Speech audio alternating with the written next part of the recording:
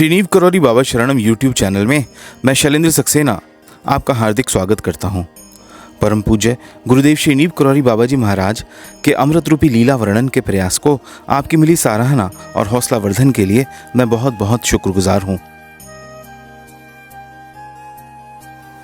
महाराज जी का अगला प्रसंग उनके सबसे प्रिय भक्तों में से एक मुखर्जी दादा के साथ का है, जब वे हनुमान जी के रूप में उनके सम्मुख प्रकट हुए। एक बार कैंची आश्रम परिसर में बाबा का दरबार लगा था।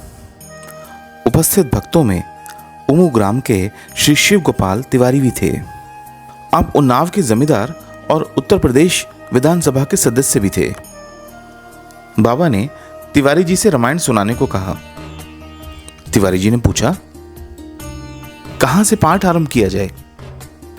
बाबा भाव में थे, कह बैठे, वहां से सुनाओ जहां से हमने विभीषण से कही थी।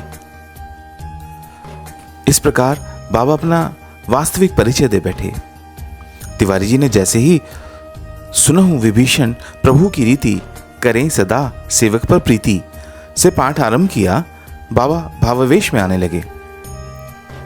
वे अपनी असलियत लोगों से छिपाना चाहते थे, इसलिए श्री सुधीर मुखर्जी प्राध्यापक इलाहाबाद विश्वविद्यालय का हाथ अपने हाथ में ले वहां से उठकर चल दिए। उनके एक ही हाथ का भार इतना बढ़ गया कि मुखर्जी दादा उसे सहन नहीं कर पाए और उन्हें भय होने लगा कि वे स्वयं गिर पड़ेंगे और साथ में बाबा को भी गिरा बैठेंगे। इस लाचारी में वे किसी तरह अपने को साधे रहे। शिव मंदिर के द्वार पर पहुंचने पर बाबा अपने दोनों हाथों को आगे भूमि पर टेकते हुए घुटनों और पैर के पंजों के बल बैठ गए, पर मुखर्जी दादा का हाथ उन्होंने छोड़ा नहीं। मुखर्जी दादा के हाथ में रक्त का संचार होना भी कठिन हो गया। धीरे धीरे बाबा की आकृति बदलने लगी। उनका मुंह लाल होने लगा और संपूर्ण देह में भूरे भूरे बाल खड़े होने लगे।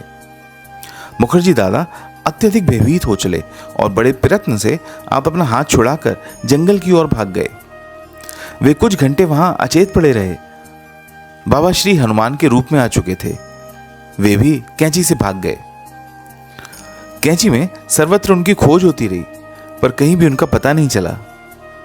जब मुखर्जी दादा लौटकर आश्रम आए तो लोगों ने उनसे कुछ प्रश्न किए, पर उनके पास कोई उत्तर न था। इसके कुछ समय पूर्व ही आश्रम के बाहर मोटर सड़क की दीवार पर सबको बाबा के दर्शन होने लगे। लोग बाबा को आश्रम में ले आए। एक और बहुचर्चित प्रसंग है जिसमें अपने एक मुस्लिम भक्त के सामने कैसे वे एक बाल गोपाल के रूप में प्रस्तुत हुए। कैंची आश्रम के प्रवेश द्वार पर पुलिस विभाग का एक मुसलमान सिपाही पहरा दिया करता था। इसको लोग हाजी कहा करते थे। यह आश्रम में ही रहता और वहीं प्रसाद पाता था। गुरु पूर्णिमा का अवसर था। बाबा वृंदावन गए हुए थे।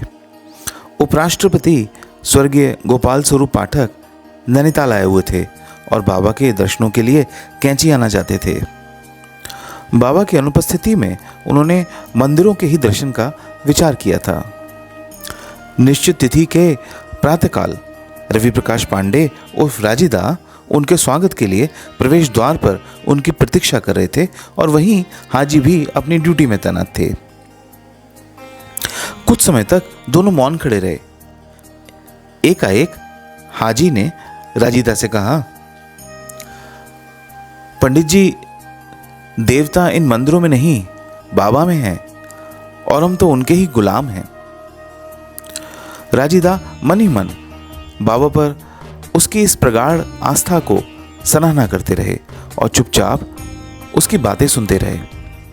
हाजी बोले, पिछले साल गुरु पूर्णिमा में जब हमने बाबा को देखा तो हम हैरत में पड़ गए। इतने बड़े डील डॉल वाले बाबा हमें बाल गोपाल दिखाई दिए। हमने कई बार अपनी आंखों को मलमल कर देखा, पर हर बार वही छोटे बालक का रूप सामने था। हमारी बगल में खड़े एक साहब उन्हें एकटक दृष्टि से देख रहे थे। मैंने उन्हें हिलाया और पूछा, आप क्या देख रहे हैं? उन्होंने बिना मेरी ओर देखे एक छोटा सा जवाब दिया, जो तुमको दिखाई दे रहा है वही। मैंने फिर पूछा, बाल गोपाल? उन्होंने अपना सिर हिलाकर कबूल किया। 1 वर्ष पुरानी बाल गोपाल की यह सुखद स्मृति मुसलमान होते हुए भी हाजी के मन को तब भी प्रफुल्लित किए हुए थी। जिस जोश से वे अपने इस अनुभव को सुना रहे थे वह देखते ही बनता था।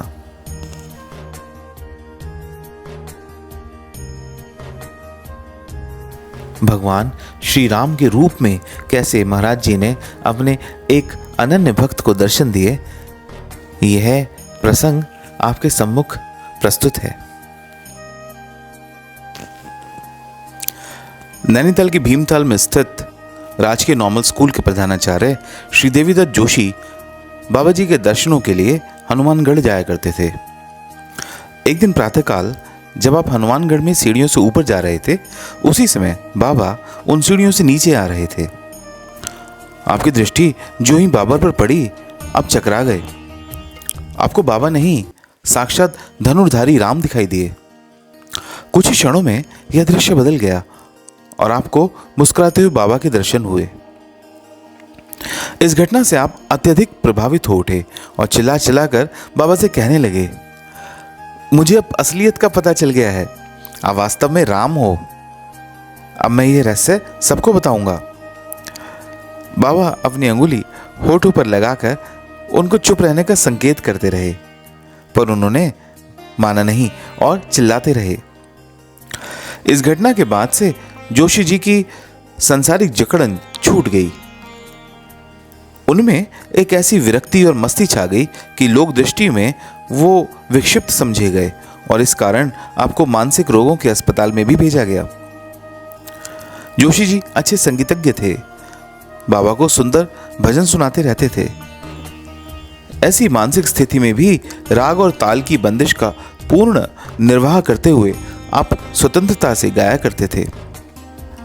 इस अलौकिक दर्शन से आपकी आंतरिक स्थिति अंत तक आनंदपूर्ण रही। मुझे यकीन है कि महाराज जी के अनेक रूपों के ऊपर समर्पित यह अंक आपको पसंद आया होगा।